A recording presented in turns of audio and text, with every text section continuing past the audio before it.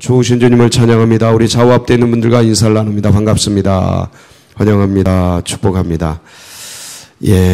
오늘도 주님을 예배하는 여러분들 가운데 하늘의 신령한 은혜와 하루를 넉넉하게 살 수 있는 만나와 꼴을 부어주시길 축복합니다. 우리 그런 기대와 소망을 가지고 여호수아 6장 말씀, 오늘 제목이 인생의 여리고성입니다. 제목이 의미심장하죠. 인생의 여리고성. 삶을 살다 보면 인생이 다 똑같습니다. 항상 여러 가지 문제와 어려움들이 일어나기도 하고 아니면 성취하고 싶은 목표와 목적들이 생기기도 합니다. 그래서 이 문제와 어려움들도 그렇고 내가 하고자 하는 그 어떤 목표와 목적도 그렇고 나의 힘보다 더 겨운 어려운 그러한 상황이기 때문에 문제가 되고 어려움이 되는 거죠. 그리고 그게 목표가 되고 목적이 되는 거죠. 그게 나에게 아무 힘이 안 든다. 그럼 그게 문제가 더 이상 안 되고, 그게 내가 해내는데 전혀 어려움이 없다. 그럼 목표가 안 됩니다. 그냥 삶이 되고 일상이 되지. 그래서 이 여리고성은 어떤 문제가 될 수 있고 내 앞에 놓여 있는 환난과 고난과 어려움이 될 수도 있고, 이건 약간 인생을 살면서 누구나 거치는 문제죠. 고난과 어려움. 또 한편에서는 내가 이루어야 될 성취할 목표나 어떤 타켓이라고 할 수 있죠. 내가 저걸 꼭 이루어야 되는데 아직 안 되고 있는 그 어떤 것. 올해 한 해를 시작하면서 여러분들 각자 안에 기도 제목도 있을 것이고 또 이루고자 하는 어떤 내적인 목표들도 있을 것이고 또 세상 안에서 이루고 싶은 그런 어떤 것들도 있어요. 그것이 하나의 목표가 되고 목적이 된다라는 것은 그걸 이루어야 될 어떤 높은 성 같은 것들이죠. 그래서 이것들 여리고성이라고 생각을 한다면 과연 그 고난을 문제를 어떻게 해결할 것인가? 과연 그 목표와 목적을 어떻게 이룰 것인가에 대한 아주 답이 이제 오늘 제시가 된다라고 보면 되겠습니다. 그래서 이런 말씀들을 같이 나누는 것은 되게 즐거운 일이죠. 아주 좋은 일입니다. 그래서 가나안 땅 차지하는 것 자체가 우리에겐 되게 흥분되는 일입니다. 주님께서 주신 약속의 땅, 안식할 땅, 평안의 땅, 내 영혼의 안식처, 그것을 차지한다. 이제 방황기를 마치고 애굽에서의 그 곰핍한 삶을 마치고 광야의 그 힘든 삶을 마치고 가나안에 거한다라는 것은 참 흥분되는 일 아니겠습니까? 그 가나안 땅, 그리고 그 가나안 땅 입성하는데 첫 성, 여리고성. 어떻길래, 어떤 성이길래 이렇게 첫 성으로 이렇게 있는가 좀 알아보고 그 다음에 이걸 어떻게 공략을 했는가를 같이 살펴보면 이제 우리가 어떻게 주님 앞에서 지금 이 문제들, 고난들을 아니면 목표들을 어떻게 이루어갈 것인가에 대한 답을 찾을 수 있을 것 같습니다. 한번 성을 한번 살펴보겠습니다. 어떤 성인가 한번 보겠습니다. 이거 말고 사진 지도. 이게 이제 요단강이고요. 요단강, 이게 사해입니다. 사해. 요 사해 요 근방이 가장 계곡이 깊어요. 요단강 계곡이. 요단강이 침식작용을 통해 깊은 협곡에 강이 흐르는데 보통은 해저 200m에 이 강이 흘러요. 근데 요 사해 근방의 이쪽은 해저 350m입니다. 그러니까 땅 속으로 350m를 들어가는 그 지점에 강이 흐르는 거예요. 되게 깊은 곳에서 흐르죠? 그래서 이렇게 내려갔다 이렇게 올라오는 거예요. 이게 평면이라 느껴지진 않지만 백성들이 요단강에 이렇게 강을 건너는데 요단 강에 가기 위해서 내려갔다가 강을 건너고 이렇게 올라오는 거 이해가 되시죠? 깊은 협곡이에요. 우리나라에선 보기 힘들죠. 350 지하, 그러니까 해저 350m의 지형을 보는 건 좀처럼 쉽지 않습니다. 이 지역인데 이 지역이 한 어느 정도 되는지 한 300여 미터 되지 않을까 싶어요. 해저 올라갔다가 올라오는 거예요. 근데 이제 여리고성은 상당히 이제 높은 고지대에 있어요. 고원지대죠. 그래서 이게 여리고, 길갈이 여기 있고 이게 여리고죠. 잘 안 보여요. 여리고 맞죠? 예, 네, 아유, 흐릿흐릿해요. 여리고. 여러분만 보시면 돼요. 예, 저는 그냥 뭐 안내만 합니다. 길갈, 여리고. 한 3km 정도 떨어져 있어요. 길갈에서 3km. 이 여리고에서 이거 다 볼 수 있어요. 3km면 얼마 안 떨어져 있는 지역이잖아요. 거기서 할례한 거예요. 죽으려고 이거 자살행위인데 이게. 참. 제가 어제 그 묵상 그 기록을 써 보내면서 이건 자살행위였다 이렇게 썼습니다. 아니 여기 3km밖에 안 떨어졌는데 여기서 이거 할례하고 누워있으면 가서 다 죽이는 건데 겁도 없이 참 대단한 것 같아요. 하나님 명령. 그 하나님 명령 따랐더니 그 시간에 천사장이 가서 여리고에 작업을 다 하시잖아요. 우리가 하나님 명령 따르면 하나님이 우리 일 해주십니다. 예, 그 참 귀한 교훈이에요. 그래서 이제 여기를 가야 되는데 이 여리고를 치지 않으면 여기에 이 땅들을 점령할 수가 없어요.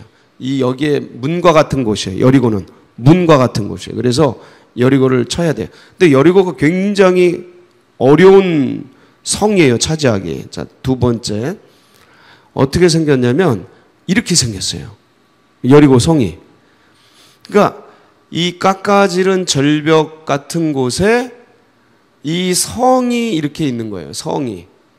그리고 이제 이 주위에 이제 뭐 이렇게 항상 성 주위에 또 뭐가 있지 않겠습니까? 이제 어떤 나라가 이제 형성이 돼 있는데 이 여리고 성은 주도죠. 주도. 이 도시국가의 주도인데 이렇게 깎아지른 곳에 이야, 이렇게 성벽을 쳐놓고 이 안에서 사는 거예요.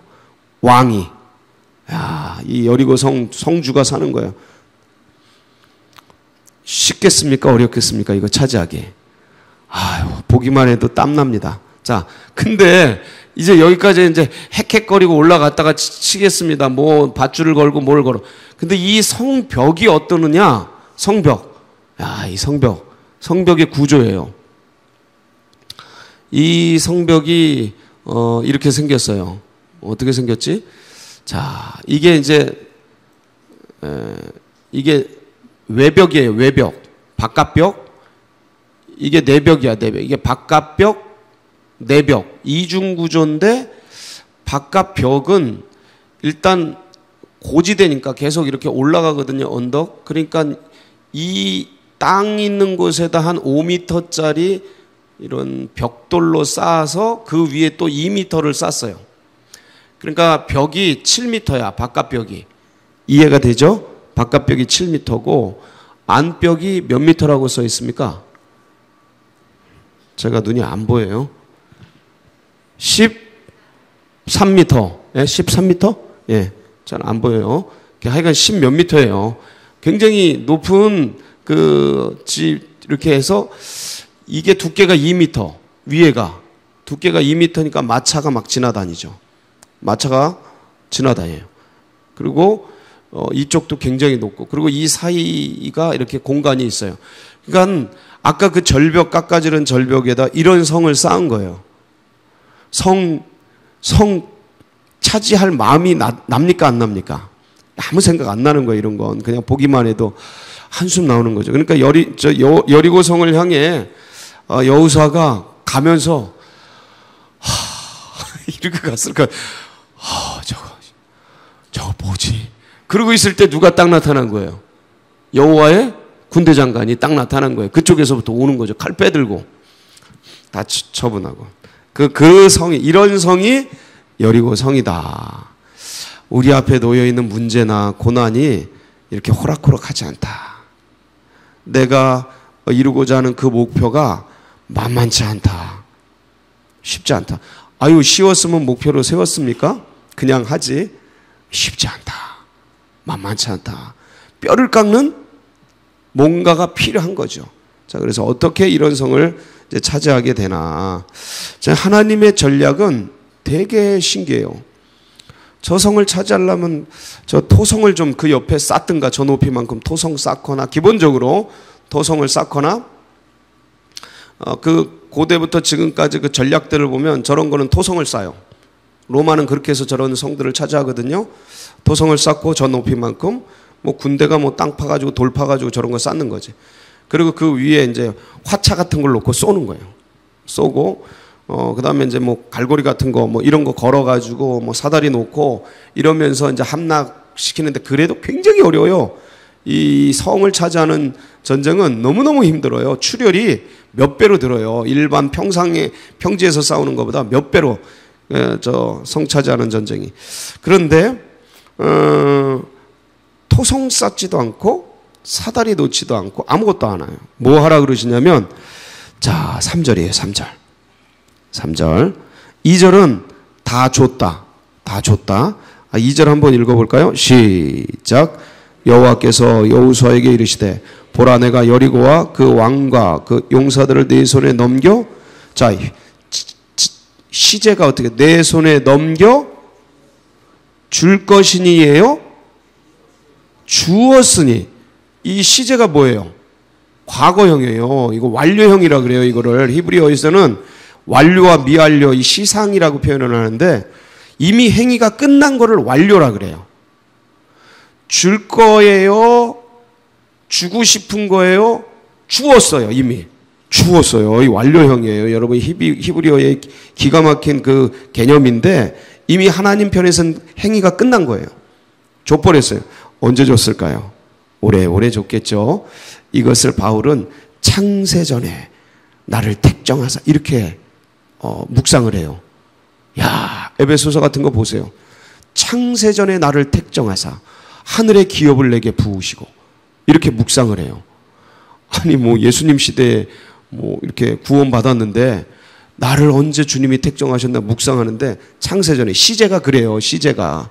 그러니까 하나님 영의 세계에서는 우리의 현재 과거 미래라는 이 시제를 뛰어넘는 이런 시제가 있다니까 하나님은 이미 주었어. 야, 이거 하나가 묵상이 되면 하나님이 내 인생에 그것을 여리고성을 이미 주었구나.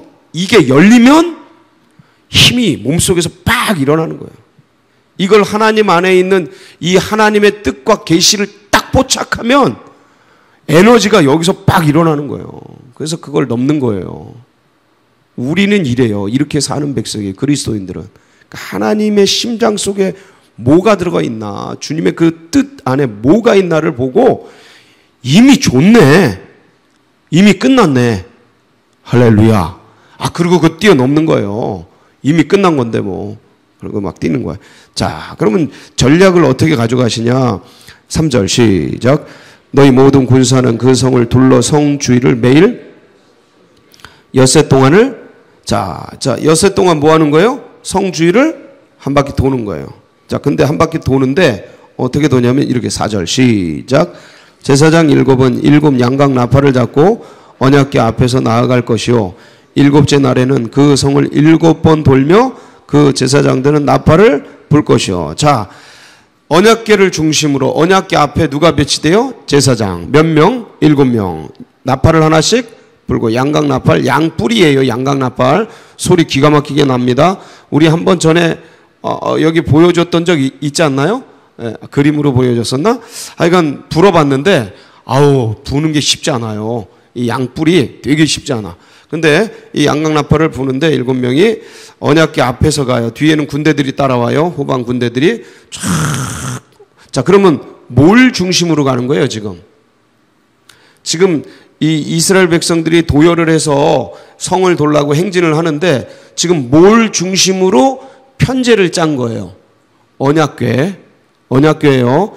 언약궤를 중심으로 앞에 뭐가 쓰고 제사장 7 나팔을 든 제사장들이 7명 쓰고 7이라는 게 뭔지 그리고 7 나팔이 뭔지 이게 계시록하고 연결이 돼요. 사실은 인류 역사의 바벨론 성 그게 언제 무너져요? 7번째 나팔이 불 때 인재앙, 나팔재앙, 대접재앙 기억나세요? 제가 계시록 강의했을 때 이 땅에서의 나팔재앙 7번째 나팔재앙으로 이 땅에 모든 것들은 끝난다라고 기억나세요? 그 7번째 나팔이 불 때 나팔 불 때 이 나팔 불 때 오시는 거거든. 7번째 나팔이 불 때 이 세상 바벨론 성은 무너지는 거예요. 비슷해요. 개인의 인생 속에서 이 여리고성이 내 앞에 있어. 7번째 나팔이 불 때 무너지는데 이게 뭐냐? 우리 개인에겐 역사의 바벨론 성은, 역사의 로마 성은 주님의 7번째 계시의 나팔이 불려질 때, 이 심판의 나팔이 불려질 때 무너지는데, 우리의 여리고성은 언제 무너지냐? 어떻게 무너지냐? 그래서 이제 쫙 돕니다. 자, 돌아요. 여리고성이 있습니다. 이걸 돌아요. 이걸 도는데, 이걸 돌아. 하루에 한 바퀴, 두 바퀴, 이틀에 또 이렇게 한 바퀴씩 돌아서 7번째 몇 바퀴? 7바퀴. 총 몇 바퀴? 아유, 어렵나? 총 몇 바퀴? 6바퀴 플러스 7바퀴? 13바퀴. 도는 거야. 그러면서 마지막에 뭘 불어요? 나팔을 팍 불어요. 그리고 함성을 쫙, 저곳에 지진이 일어나요. 저곳에 지진이. 저기가 과학자들이 연구해 봤더니 판과 판이 만나는 지진대. 그 진동이 울리면 굉장히 저렇게 견고해 보이는데 무너지는 그런 구조를, 판 구조를 가지고 있는 곳인 거예요. 그건 나중에 과학이 밝혀낸 거고, 그때 그 역사가 일어난 건 하나님의 역사고, 와! 하고 했더니 저 성벽이 무너진 거예요. 그리고 뛰어들어가서 다 이제 뭐 성벽 무너졌으니 갑자기 그런 막 갈라지고 터지고 그랬으니 얼마나 놀랬겠어요? 자, 그런데 보세요. 한 바퀴 하루에 돌면서 이들이 무엇을 했을까? 여러분, 이스라엘 백성들이 저 높은 저 여리고성 주위를 돌면서 무엇을 했을까요? 첫 번째, 잡담을 했다. 두 번째, 놀면서 갔다. 세 번째, 기도하면서 갔다. 네 번째, 찬양하면서 갔다. 뭐 몇 번째까지? 몇 번 같아요? 잘 안 들려. 3번? 네. 여기 침묵하면서 가라 그랬으니까 찬양은 아니에요. 그렇죠? 그러면 3번이에요. 3번. 그렇죠? 뭐 하면서 갔을까요? 기도하면서 갔죠. 굉장히 중요한 문제입니다. 문제가 있어요. 문제를 돌아야. 돈다는 건 뭐냐면 기도한다는 거예요. 문제를 두고 뭐를 해라? 하나님께 기도해라. 언제까지? 7째 날까지. 7째 날 뭔 일이 일어났는데 무너졌던 문제가 풀어질 때까지. 그러니까 내면에서 문제가 풀어져야 돼요. 실제적인 그 현상 속에서는 둘째치고 내면에서 이 문제가 왜 왔나? 여러분, 이게 풀리면 다 풀립니다. 이해가 되셔요? 사람들 고난이 왜 고난이고 문제가 왜 문제냐면 느닷없이 와서 그래요. 이게 이해가 안 가는 거야. 이게 왜 왔는지. 이게 도무지 이 환란이 나에게 왜 근데 이 문제를 두고 제가 가끔 저희 성전부들 이렇게 도는데 돌면서 기도를 하지 않겠습니까? 자연스럽게 땅밟기를, 이게 땅밟기예요. 여기서부터 이제 땅밟기가 나온 건데 땅밟기를 하면서 돈단 말이죠. 그럼 자연스럽게 기도하고 묵상하게 돼요. 그 문제를 돌면서 기도하고 묵상하다 보면 이 문제가 왜 생겼는지, 이 문제의 원인이 뭔지, 이 문제를 어떻게 이제 그거부터 파악이 돼요. 분명히 그렇습니다. 인간은 인식 구조가 그래요. 영적 구조가 그래요. 이걸 놓고 기도하다 보면 처음엔 이런 고난이 너무 힘들고 아픈데 이 원망이 나오다가 그다음에 화가 나오고 막 그러다가 점점점 막 그러다가 나중엔 하나님 앞에 기도하다 보면 나중에 뭐가 돼요? 이게 왜 왔는지 내 안에서 문제가 발견된단 말이에요. 이게 되면 더 이상 문제가 문제로 역할을 못하게 돼요. 그 다음부터 지혜가 생깁니다. 다시 한번 문제를 두고 기도하면 돌아요. 침묵하라는 건 뭔 말이에요? 침묵하라는 건 침묵 기도하라는 소리가 아니고 집중하라는 소리예요. 다시 한번 뭐 하라고요? 집중하라고. 문제에 집중하라는 거예요. 떠들지 말고 지금 문제에 집중해요. 그래서 문제가 생겼다, 어려움이 생겼다, 무조건 기도해야 돼요. 일단은 무조건 기도해. 거기에 잔머리 쓰면 안 돼. 잠잠하게 기도하면서 이 문제를 돌아야 돼. 마음에서 돌아야 돼. 문제를 놓고 이 이스라엘 백성들이 돌았다는 건 마음에 두고 기도했다는 거예요. 지금 우리로 말하면 하나님, 이게 하나님 무엇을 원하시나요? 하나님, 이 문제 어떻게 해야 되죠? 하나님, 제가 뭘 하기를 원하십니까? 막 기도하다 항상 원인을 말씀해 주셔요. 이 문제가 왜 왔는지 뿌리를 말씀해 주셔요. 뿌리를 발견하면 문제는 거의 90% 풀어진 겁니다. 왜냐면 그 원인을 해결하면 되니까. 그렇지 않습니까? 여러분, 기도했을 때 어떤 문제가 있는데 이 문제의 원인이 밝혀지면 마음이 되게 한결 편안해지잖아요. 저는 그렇거든요. 늘 아무리 큰 문제도 누가 어떻게 된 일도 그래서 그랬구나. 그게 해결되면 마음이 되게 편해져요. 문제는 해결이 안 됐어도 마음이 편해져. 그 다음부터 그러면 이건 이렇게 하면 되지. 지혜가 나오는 거예요. 지혜가 나오는 거예요. 그러면 지혜가 나오면 딱 해결이 되는 거죠. 풀어지는 거예요. 여러분, 7번 돌았다는 것은 뭐냐면 7일 동안 그러니까 7일 그 다음에 마지막 7일째 7번 7나팔 7제사장. 이거는 그럴 때 무너지잖아요.